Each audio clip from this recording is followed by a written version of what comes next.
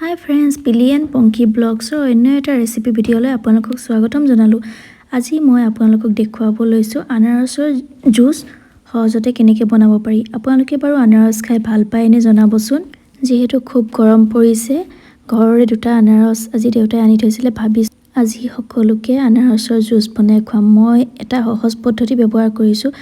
আনাৰসবোৰ এনেদৰে মিহি মিহিকৈ কাটি এটা মিক্সাৰ গ্ৰাইণ্ডাৰত এনেদৰে আনাৰসখিনি দি আইচ কিউব অপশ্যনেল হয়, মই ইয়াত আইচ কিউব ব্যৱহাৰ কৰিছোঁ। আপোনালোকে পানীও ব্যৱহাৰ কৰিব পাৰে, যিহেতু গৰম সেইবাবে আইচ কিউব ব্যৱহাৰ কৰিছোঁ।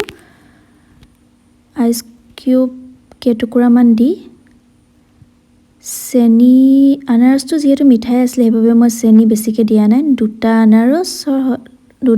আনাৰস বাবে মই 4 চামুচ চেনি ব্যৱহাৰ কৰিছোঁ। ইয়াত চেনি নিজৰ সোৱাদ অনুযায়ী দিব আপোনালোকে। মই ইয়াত পদিনা পাত ব্যৱহাৰ কৰিছোঁ। আপোনালোকে পদিনা পাত ব্যৱহাৰ নকৰাকৈও খাব পাৰে। এনেদৰে মই মিক্সাৰ গ্ৰাইণ্ডটোত জুচখিনি ৰেডি কৰিলোঁ। আনাৰসৰ জুচ খাই আমাৰ ঘৰৰ সকলোৱে ভাল পায়। যিসকলে এনেদৰে বনাই খাই পোৱা নাই, আপোনালোকেও খাই চাবচোন, বিৰাটেই ভাল লাগে খাই আৰু বনাবলৈও সহজ। এয়া দেখিছেনে, মই দুখিলা পদিনা পাতেৰে 2টা গিলাচ ডেক'ৰেশ্যন কৰি দেখুৱাইছোঁ। ভিডিঅ'টো চাই কেনেকুৱা পালে জনাবলৈ নাপাহৰিব। থেংক ইউ ফৰ ৱাচিং।